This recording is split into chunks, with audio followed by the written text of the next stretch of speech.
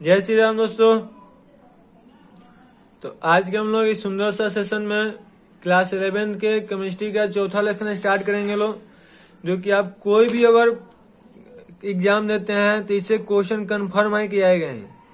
और यह लेसन बहुत ही रियल में बहुत ही महत्वपूर्ण होता है। आप जेई और नीट के अनुसार समझ लीजिए कि आप बस रामबाण है, मतलब कि इससे क्वेश्चन आना तय है।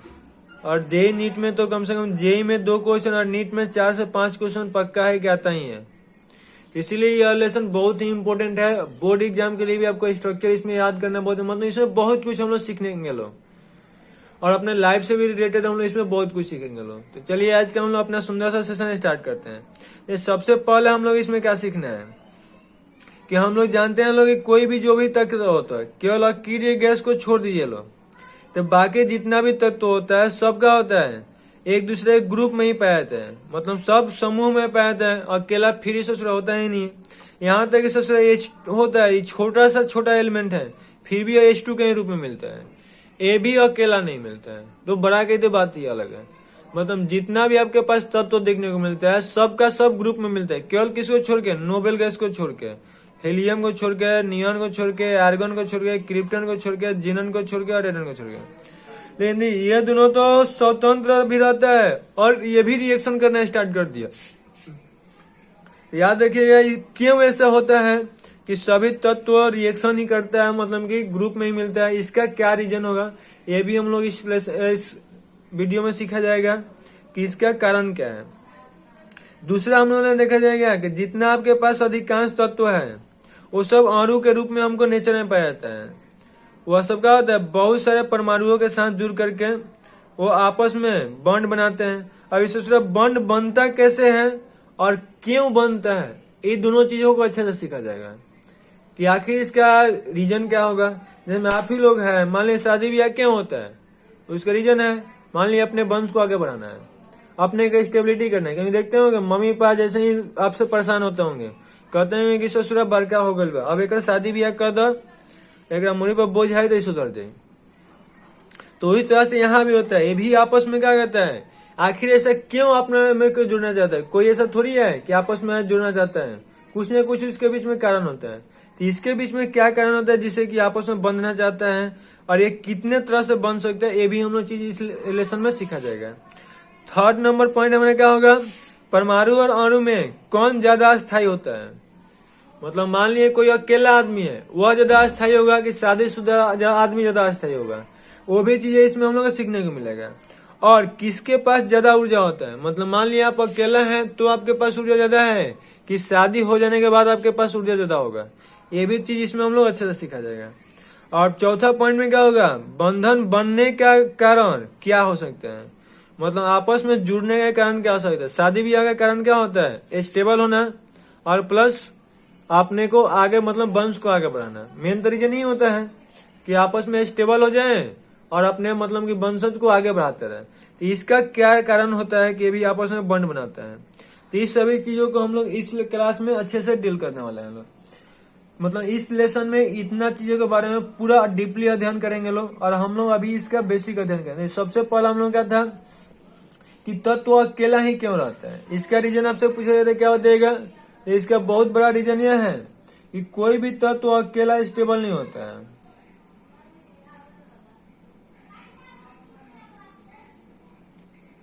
मतलब कोई भी तत्व अकेला होता है तो अस्थायी होता है।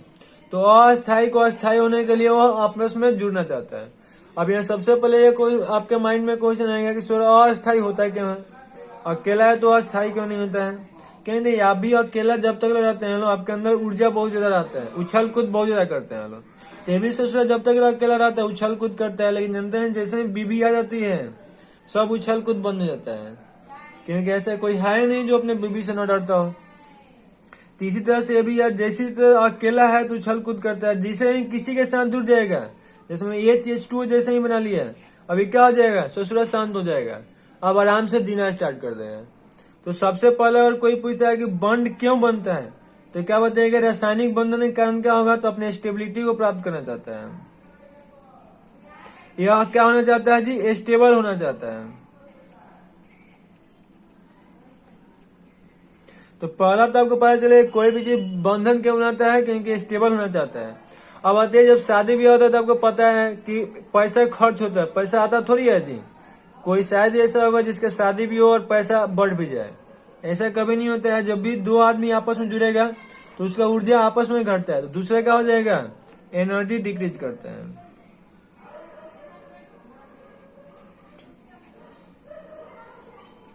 एनर्जी डिक्रीज करता है, नहीं कि लोअर एनर्जी स्टेट में जाता है।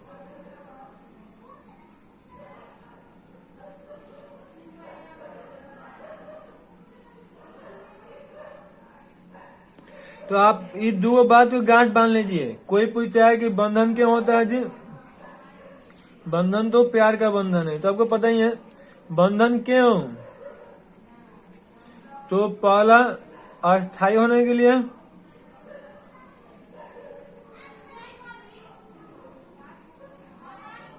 और अस्थायी हम लोग कैसे होंगे लोग, तो अपने ऊर्जा को घटाकर।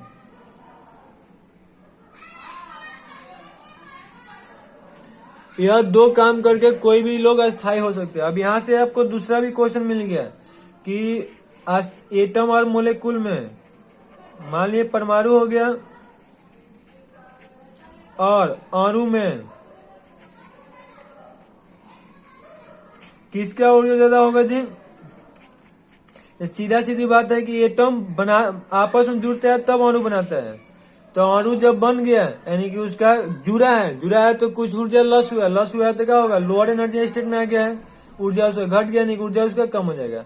अणु और परमाणु में कोई आपसे पूछता है किसका ऊर्जा ज्यादा होता है, तो सीधा सीधी बता देना है कि अणु का ऊर्जा हमेशा कम होता है परमाणु की तुलना में, इसीलिए परमाणु ज्यादा रिएक्टिव होता है और अणु कम रिएक्टिव होता है।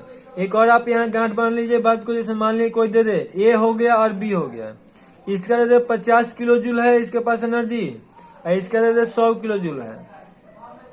पूछा जाएगा चलो सर जी बता दो दोनों में से कौन ज्यादा अभिक्रियाशील होगा, तो जिसका जितना ज्यादा ऊर्जा होगा उसका भी क्रियाशीलता उतना ज्यादा होगा।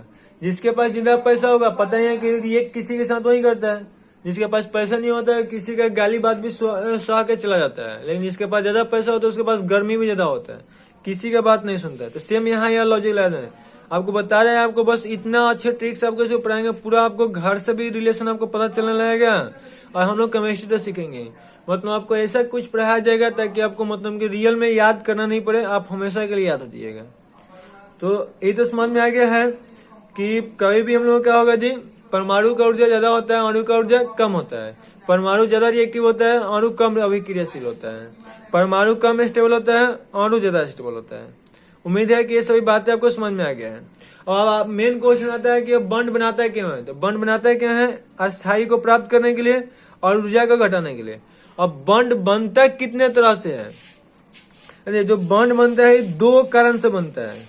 एक तो इसका कुछ भौतिक कारण भी इसका है कि भौतिक कारण क्या कहता है कि बंड बनना चाहिए, और दूसरा रासायनिक कारण है कि बंड क्या बनना चाहिए, क्यों बनना चाहिए। मतलब दोनों तरह से इसका लॉजिक दिया गया है। कुछ भौतिक मतलब कारण से भी लॉजिक दिया गया है कि इस कारण से हो सकता है कि आपस में परमाणु दो जुड़ता होगा। और रासायनिक कारण तो आपको पता है कोई एक्सपेरिमेंट द्वारा निकाला गया, नहीं उसको आपको पढ़ना ही है। तो दोनों हम लोग अब अगला क्लास में पढ़ा जाएगा बहुत ही अच्छे ट्रिक के द्वारा। बस हमारे साथ इसी तरह बने रहिए लो। वीडियो को अच्छा लगा है लाइक कर दीजिए लो, चैनल को सब्सक्राइब कर ले, अपने दोस्तों के साथ शेयर जरूर करें। ओके थैंक्स, आज हम लोग यहीं पे कम एंड करते हैं लो।